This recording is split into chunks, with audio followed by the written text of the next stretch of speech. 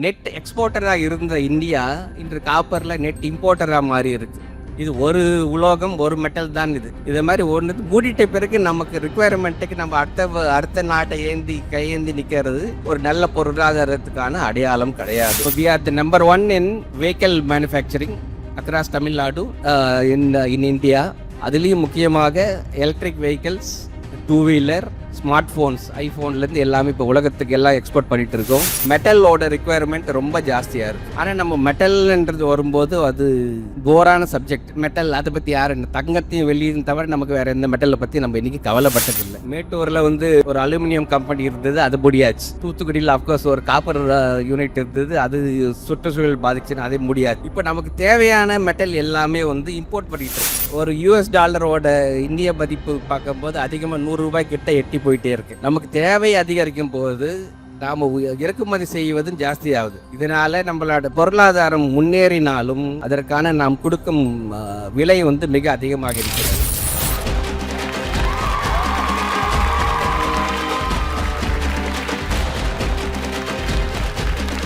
அனைவருக்கும் வணக்கம். தமிழ்நாடு சொன்னா இப்போ எல்லாருக்குமே அரசியல் கலந்துதான் பொருளாதாரத்தை பார்க்க ஆரம்பிச்சிருக்கோம். அரசியலை ஒதுக்கிட்டு பொருளாதார வளர்ச்சியை மட்டும் பார்த்தோம்னா தமிழ்நாடு எப்படி வளர்ந்திருக்கின்றது நம் கண்கூடாக தெரியும். சென்ற வாரம் ரிசர்வ் வங்கி ஒரு டேட்டா வெளியிட்டு இருந்தாங்க. அதுல Tamil Nadu the fastest growing state in India அப்படின்னு சொல்லியிருக்கான். 16% growth அடைஞ்சிருக்கு. இது மற்ற எல்லா மாநிலத்தை விட அதிகமான வளர்ச்சி. ஆனால் இந்த வளர்ச்சி ஒரே நாள் 2 நாளில் வந்ததில்லை. பல்வேறு டைமில் வந்த வேறிய அரசாங்கங்கள் அடிக்கடி கட்டமைக்கப்பட்ட நடவடிக்கைகள் வழியாக உருவாக்கப்பட்டது. ஒரு 60-70 வருடத்துக்கு நம்ம தமிழ்நாடை கட்டமைச்சிட்டு வரோம். அதனோட பலன் தான் நம்ம இப்போ பார்த்துக்கிட்டு இருக்கிறது. தமிழ்நாடோட உற்பத்தி துறை, இண்டஸ்ட்ரியல் வளர்ச்சின்னு எடுத்துக்கிட்டிங்கன்னா நம்ம கிட்டத்தட்ட ஒரு 58 கிண்டி இண்டஸ்ட்ரியல் எஸ்டேட் ஆரம்பத்திலிருந்து அடுத்து 64 51 தொழில் அந்த இண்டஸ்ட்ரியல் எஸ்டேட் ஆரம்பம். இதிலிருந்து பல்வேறு பிஎஸ்யூக்கள், சென்ட்ரல் கவர்மெண்ட்டில் யூஎஸ்யூவில் இந்த Avadi tank factory, BHEL Tiruchi, இப்படி அரசு சார்ந்த தொழில்களாக உருவாக்கப்பட்டது. அதற்கு அடுத்து 90க்கு மேலே தான் நம்மளோட ஹியூண்டாய், ஃபோர்டு இது மாதிரியான வெளிநாட்டு கம்பெனிகள் அதிக அளவு தனியார் இன்வெஸ்ட்மெண்ட் செய்து தமிழ்நாட்டின் உற்பத்தி துறையில் பெரிய பங்காற்றின. அதனோட ஐக்கியமைப்பு எப்படி இருக்குன்னா கிட்டத்தட்ட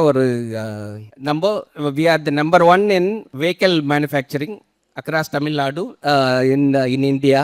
அதுலேயும் முக்கியமாக electric vehicles, 2 wheeler, smart phones, ஐஃபோன்லேருந்து எல்லாமே இப்போ உலகத்துக்கு எல்லாம் எக்ஸ்போர்ட் பண்ணிட்டு இருக்கோம்.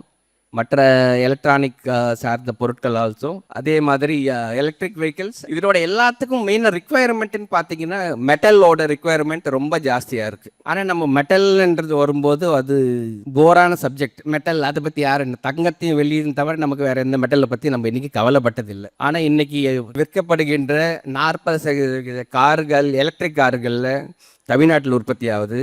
70% 2 வீலர்ஸ் தமிழ்நாட்டில் உற்பத்தி ஆகுது. மற்ற லாரி, பஸ், இந்த பேருந்துகள் எல்லாமே இருக்குது. இதுக்கெல்லாம் தேவைப்படுவது உலோகம், மெட்டல்ஸ். அது ஸ்டீலாக இருக்கலாம், காப்பராக இருக்கலாம், அலுமினியம், மற்ற எல்லாத்தையும். பட் நாம் என்ன பண்ணுறோம், உற்பத்தி துறைன்னு வரும்போது அது சார்ந்த சுற்றுச்சூழல் பாதிப்புகளும் இருக்கத்தான் செய்கிறது. நாம் அதையே கொஞ்சம் ஒரு பொருட்டாக எடுத்துக்கிட்டு சம்டைம்ஸ் க்ளோஸ் பண்ணிடுறோம் யூனிட்ஸை. மேட்டூரில் ஒரு அலுமினியம் கம்பெனி இருந்தது, அது முடியாச்சு.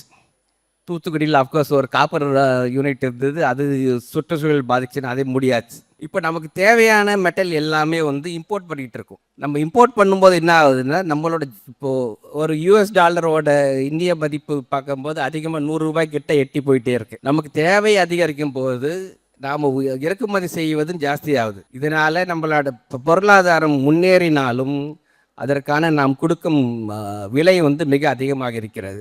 அது எஸ்பெஷலி இது மாதிரி இம்போர்ட் பண்ணும்போது நம்ம ஏற்கனவே பெட்ரோலிய பொருட்களை அதிக அளவு இம்போர்ட் பண்ணிகிட்டே இருக்கும். நமக்கு தேவையான நம்மக்கிட்ட இருக்க ஃபெசிலிட்டி யூஸ் பண்ணாமல் நம்ம இம்போர்ட் பண்ணும்போது அதனோட காஸ்ட் இன்னும் ஜாஸ்தி ஆகுது. இது நம்ம கவனத்தில் கொள்ள வேண்டும். அஃப்கோர்ஸ் சுற்றுச்சூழல் பாதித்து நாட்டு மக்களை அவதிக்குள்ளாக்கி நம்ம எந்த தொழிலும் செய்ய வேண்டிய அவசியம் கிடையாது.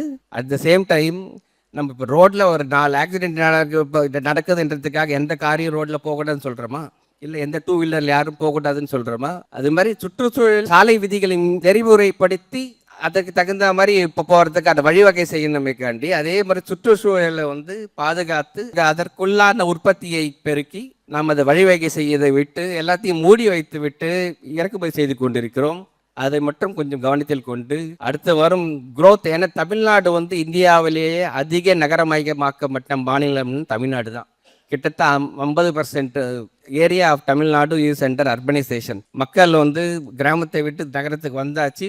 பல விஷயங்களுக்காக, அது வந்து வேலைக்காக இருக்கலாம், வேலை வாய்ப்புக்கு வசதிக்காகவும் இருக்கலாம். நம்மளோட வசதியும் நல்லா பெருகி இருக்கிறது. நம்ம உற்பத்தி துறையில் நாம் அடைந்த வெற்றி வந்து அதன் பலனாக நாம் அடைந்த வசதிகள் மிக அதிகம். வசதிகள் ஏற ஏற நம்மளோட பவர் கன்சம்ஷனும் ஜாஸ்தியாகுது. பவர் கன்சம்ஷன் ஜாஸ்தியான நமக்கு தேவை அதிகமான பவர் ஜெனரேஷன் ஃபெசிலிட்டி. அதற்கு நமக்கு தேவை காப்பர். எலக்ட்ரிக் வெஹிக்கிள்ஸை மாறிக்கிட்டு இருந்தாலும் எலக்ட்ரிக்கல் வெஹிக்கிள்ஸுக்கு நான் சாதாரண காரை விட எலக்ட்ரிக்கல் கார் அதுக்கு தேவைப்படுவது அதிகமான காப்பர். நம்ம அதே மாதிரி விண்ட் ஜென்ரலாக வந்து தெர்மல் பவர் பிளான்ட்ல இருந்து எல்லாத்தையும் அபாண்டன் பண்ணிட்டு இப்போ நம்ம வந்து ரெனியூவல் எனர்ஜிக்கு போயிட்டு இருக்கோம். அதுலேயும் வந்து அதிகப்படியான காப்பர் தேவைப்படுது. காப்பர் உள்நாட்டு உற்பத்தியை ஆல்மோஸ்ட் அபாண்டன் பண்ணிவிட்டோம். தூத்துக்குடியில் ஒரு ஆலை மூடப்பட்டது என்றால் மற்ற ஊரில் எங்கேயும் பெருசாக நமக்கு அதுக்கு ஈடான ஒரு உற்பத்தி ஒன்றும் கிடைக்கல.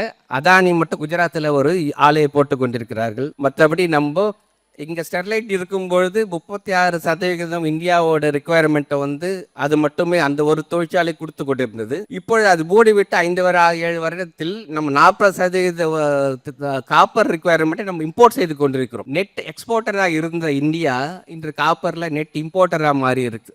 இது ஒரு உலோகம், ஒரு மெட்டல் தான் இது.